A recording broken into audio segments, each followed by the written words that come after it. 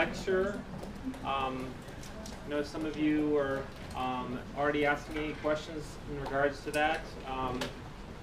If you didn't get a chance to this week, that was kind of the main reason I wanted to have the exam Thursday this week, is that you would have today to ask questions. If you weren't able to ask during office hours before class, I will try to respond via email. Just try to be as informative and as detailed as you can in your questions, and try to get it to me as early as possible so I have a chance to respond.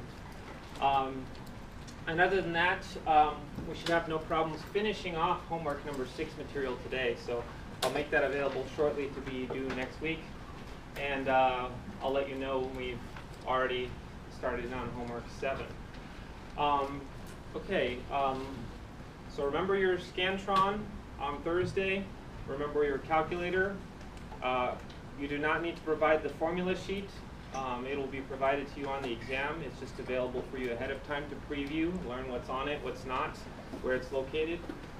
Other than that, are there any last-minute administrative or logistical questions for what to expect on Thursday?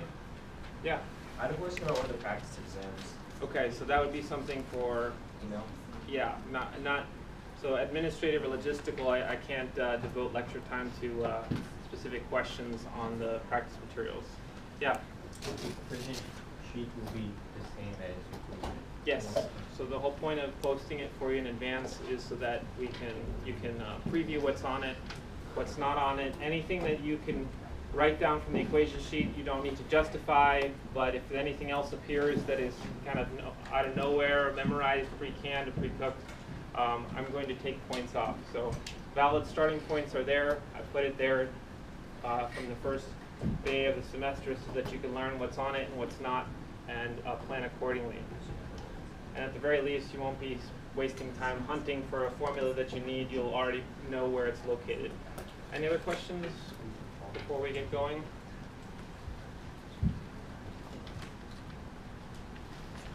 All right, so we're doing work. We came up with the work formula. Here it is. You take the size of your force, the size of your displacement. Those are sizes only. Those are the sizes of those vectors, so no vector hats. The sizes are always positive. And then it's the cosine. You never have to worry about if it's cosine or sine. It's always cosine of the angle between the force and displacement. And again, the rules for how to measure angle between two vectors is you place them tail to tail, and you measure the shortest angle, which means that it has a minimum value of 0 degrees, and the biggest it can be from 0 is all the way up to 180. So that's the range of angles two vectors can make with each other. And we pointed out that because of this cosine term, you can get a plus 0 or minus from that, which means that the work is plus 0 or minus, but we've already pointed out that work should be a scalar. How much work did you do? There's no directional involvement at all.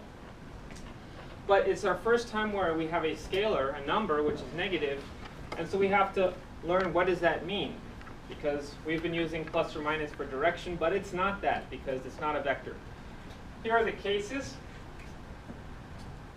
When the force and displacement make an angle that's anywhere from 0 but not up to 90, then the cosine of that angle is positive, so the work will be positive. If the force and displacement are 90 degrees apart, the work will be 0. And if that angle is somewhere between 90 and 180, the work will be negative. So in order to figure out what this could mean, sometimes you have to go back to go forward. So let me take and put back the components. The components, of course, is what we're trying to avoid and get rid of, not having to do SOHCAHTOA. That was the whole point of working this cosine function in here once and for all, so you don't have to contemplate if it's cosine or sine. But what I'm going to do is I'm going to put the components back there to kind of get a flavor for the answer going forward. So I'm going to put in the components of these two forces, or of this force. Specifically perpendicular and parallel to the line of the displacement. So what you notice is that in the first case, when the angle between the force and displacement is under 90 degrees, what we might do is we might talk about that force and displacement as being more in the same direction than not. Okay, so they're more in the same direction because the angle is under 90 degrees. And notice what that does is it puts a force component in the same direction as the displacement. So we know enough about kinematics and our experiences with forces and stuff like that to know what this means. If you're going in a certain direction and you have a force in that same direction, what is that going to do? It's going to accelerate you, but specifically how? Acceleration is very broad, right? We learned that acceleration can mean speeding up, slowing down, or changing direction. It's going to speed you up, right?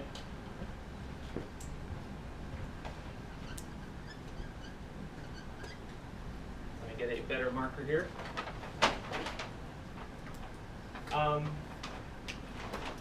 So there is some connection between positive work and speeding up. Now at this point, one of these, sometimes like something that is incorrect can be accidentally reinforced by this. There's usually someone that says, oh, okay, that's like positive acceleration is speeding up, which is, of course, not correct. Okay? Let me remind you that negative acceleration and negative velocity, well, that's speeding up too, right? So don't draw the wrong conclusion here. Positive work has some connection with speeding up, but don't think of it like, oh, that's like positive acceleration speeding up, because that's not even true, okay?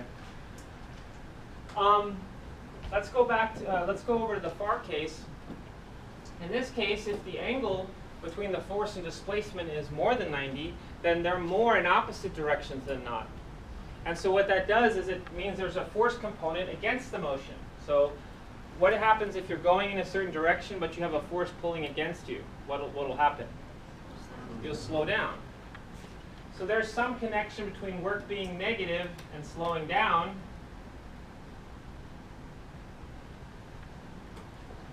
Unclear as yet what it is. And again, don't misdraw the wrong conclusion. Work being negative, that's not like the acceleration being negative. Okay, in fact, if your acceleration is negative, but your velocity is negative, you'll speed up, right? So the sign of the work tells you something, but it's not directional at all, okay? Over here, the work being 0, well, in this case, the force is exactly at 90 degrees to the motion. It's not helping you, it's not hurting you. In fact, it's on a completely different axis. So there should be no speed change, no effect to the speed. And there's some connection here that we need to find out.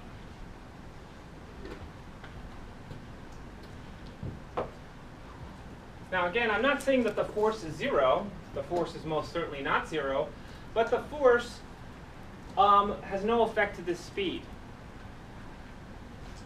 This kind of force, I like to call it guiding force.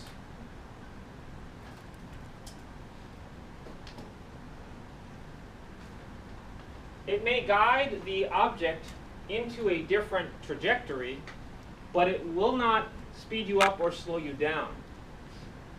We've just finished with a whole unit, the circular motion unit, where that was the case, right? If we wanted something to go at a constant speed in the circle, we exerted a force, and we found that the amount of force required, we called it the centripetal force. So we saw that that was very effective in deflecting, accelerating the object into a circle. Acceleration in the broad sense of changing the velocity in some way. It didn't change the speed at all. It just guided it and deflected it into a circle instead of letting it continue to go in a straight line. So, if you have a force that acts perpendicularly to the motion, it will be a guiding force. Otherwise, there seems to be some connection between work and speed change. And I do mean speed. I don't mean velocity. I mean speed. It's just whether you're going faster or slower. There's some connection between work and going faster or slower. If the work is non-zero, it tells you that the speed will change. So there's some connection there, and the next thing I'm going to do is I'm going to formalize that connection. I'm going to show you what's the exact equation which relates them. The other thing that I should do just for cleanup is I should point out that an object has one displacement, but it has many forces. This could be one force of many, right? And so just because one force is trying to speed it up, it doesn't mean it actually speeds up. Maybe all the other forces want it to slow down. So just to be technically correct, I should say trying to speed up. That one force is trying to speed it up. Here the force is trying to slow it down. As to whether or not that is what actually happens depends on looking at all the forces, not just cherry picking one. Okay? So we're at the point now where, of course, calculating work, it's a bit of a dead end. We need to know, punch through the other side, what does the work tell you? So this is our time to introduce the work energy theorem.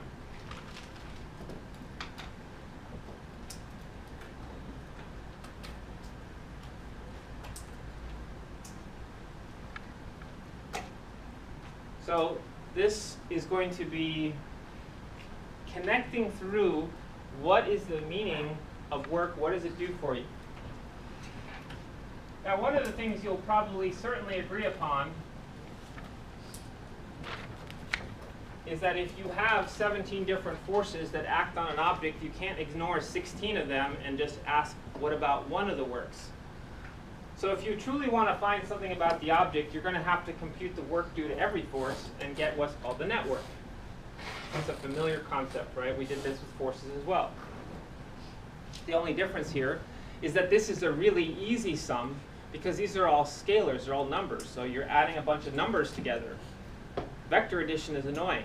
Scalar addition is easy. You've been doing it since kindergarten, okay? So, where is this going to get us? Now, let's say that you really didn't like the work method. You really didn't want to take all your individual forces, calculate the work due to each one, and then add them. What if you wanted to take your 17 forces first and condense them down to a single force, which we call the net force? You should be able to compute the work due to that one net force and get the same result. So this should be the same as this.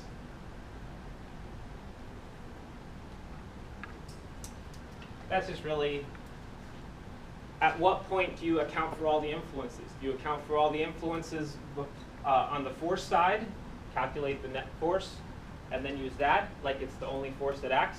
Or do you take all the individual forces and compute the works by them first before you add them? Should get the same result. All right, so now what? I'm going to put a series of assumptions over here. And I'll tell you right now, kind of spoiling the punchline, these are assumptions that I'm going to make to do the proof for you, but none of them end up actually needing to be the true, okay? So they just need to be true because I don't have access to more advanced math where I could show you more generally. So the first assumption I'm going to have is that the initial speed is 0. So if the initial speed is 0 and I apply a net force in a particular direction, that's the direction it actually goes.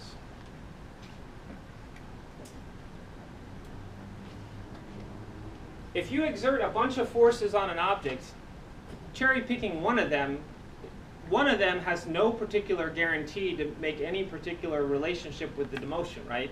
That's why this angle here could be anything.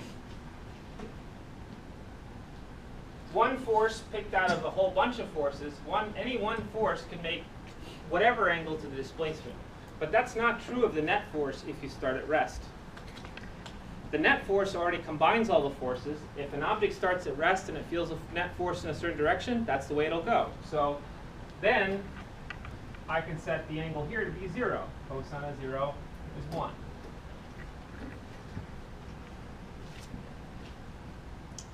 Okay? So that's my first step. Next step, I'm going to put in net size of the net force, mass times acceleration. Now again, why am I making these substitutions? It's very unclear. Why do I do that next? Well, the point is not that you would think to do this, but that somebody did, and now we can piggyback off their work. We'll see this gets us somewhere. So, of course, this is why we had to talk about forces first, because if you don't understand why F net equals ma, then you can't get anywhere here understanding this. The work method is built off the back of forces. It's a different way to do things, as we'll find, a lot easier way to do things, but it is built off the back of Newton's laws. The next thing I'm going to do is I'm going to notice that A times delta x, I've seen that before, A times delta x. It's in one of the constant acceleration equations. So let's assume we have constant acceleration, and we could use this equation. And there it is, right there, right? A times delta x.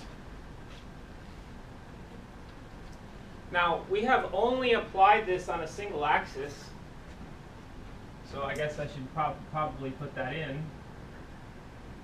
But it turns out that you can use that for the entire speed. So you can also express it in terms of these magnitudes. And so those are speeds in any direction. And again, why that is true, I don't want to get into that. So let me solve here, and I'm going to get v final squared minus v initial squared over 2. So now I'm done. It may not look like much, but I want to tell you what I have here.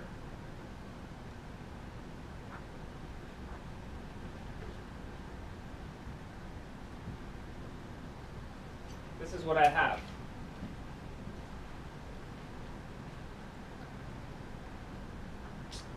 So what I find is that there's this new quantity, 1/2 mv squared, and that quantity is changed by the net work.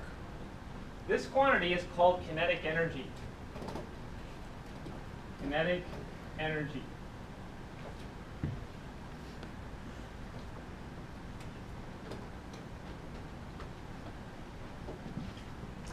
The ingredients for kinetic energy, it's the mass of the object in question and its speed. And v is the magnitude or size of the velocity vector. It is the total speed. So m is the mass and v is the speed.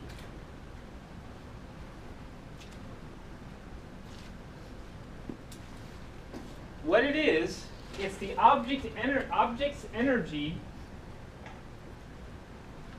due to having motion.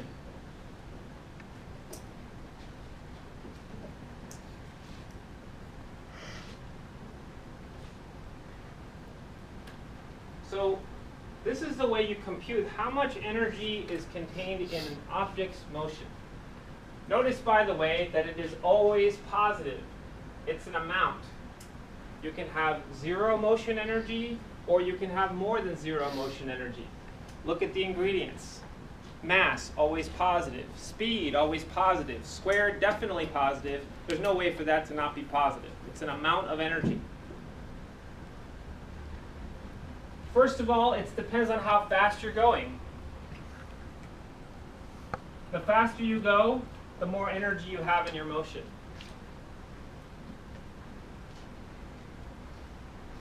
In fact, it's a square proportionality, which actually tells us that if you go twice as fast, how much more kinetic energy do you have? 4 times.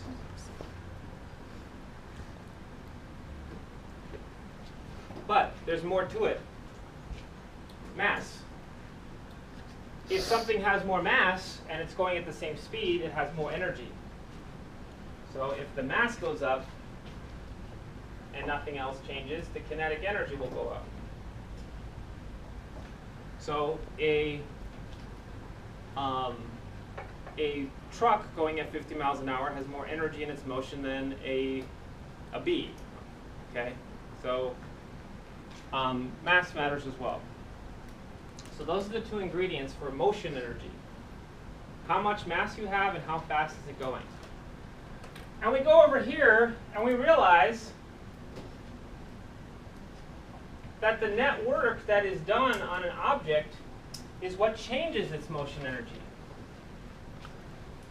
That is there the work energy theorem. It tells us what is it that work does and how does it connect through to something else, and that something else is energy. So it tells us that the net work on an object will change its motion energy. We already acknowledged the fact that there was some connection between work and speed change, and now we can of course understand that in a slightly more sophisticated way. Net work is what changes the kinetic energy, the motion energy. Okay? So this connection formally is net work equals delta KE. And before I forget, I should mention that these assumptions that I had to make to justify and sort of derive the work energy theorem for you are not actually necessary. So these are not actually necessary. I can't show you why that's true without calculus, so you're just going to have to believe me. So you don't have to have the object actually starting at rest. It can have some kinetic energy to start with, but if you do net work on it, it will change that kinetic energy. And constant acceleration is actually not needed either. And that's really important because that was one of the classes of problems that we really couldn't touch yet. The forces method kind of relies on it. You needed a constant net force to create a constant acceleration because that constant acceleration was your tie-in to the kinematics. And I gave you just the constant acceleration equations. So we're going to be moving into more complicated situations where the acceleration is all over the place, certainly not constant in time, but this could do it anyway. Okay? This theorem is actually holds regardless. Okay? I just can't prove to you that that's the case, but the acceleration not being constant is a huge benefit of moving to this approach. Okay? So that's the work energy theorem, and we can now also understand what it means for the work to be positive or zero or negative. It's telling us about an increase or decrease in the kinetic energy, because work tells us about change in another quantity. Okay? So let's go through the possibilities here. So net work is equal to KE final minus KE initial. So let's do some examples, right? Let's say that the kinetic energy was plus 5 joules at the end, but was only plus 2 joules at the beginning. So we have more energy of motion at the end than at the beginning. So our change, our delta, is going to be plus 3. The plus indicates an increase. Okay? So the plus indicates an increase here because it's a delta. Let's do another example. Let's say we ended up with 2 joules of kinetic energy, but we started off with 5. What's the delta now? What's the change? Negative 3 joules. The negative here indicates a decrease. And I do want to point out that the kinetic energy itself is always positive, right? All these values are positive. In fact, we said kinetic energy can't be negative on its own. Kinetic energy can be 0 or more than 0. But work talks about the change or delta in that. And when we get a work is negative, that's telling us that the quantity is decreasing. Okay? So even though the individual values are both positive, kinetic energy itself has to be positive, the change is negative. Negative delta just means a decrease. And finally, let's say the final kinetic energy was plus 5, and initially it was plus 5 as well. What's the delta? What's the change? 0, right? It's not changing. So we get that the delta is 0. That doesn't mean that the kinetic energy itself is 0. It just means that whatever its value is, it isn't changing. So it means that it's constant.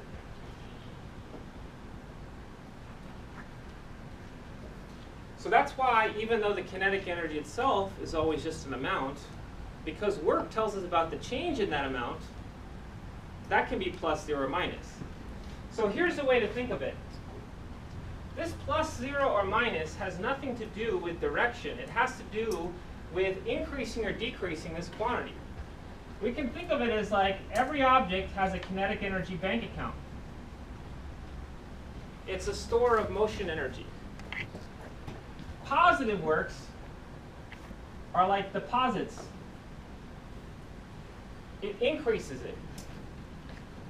So if a force does positive work, we said that had something to do with trying to speed it up. Now we can understand that what it is that that particular force is adding motion energy. But of course, that may be just one of many transactions. You could have a work being negative.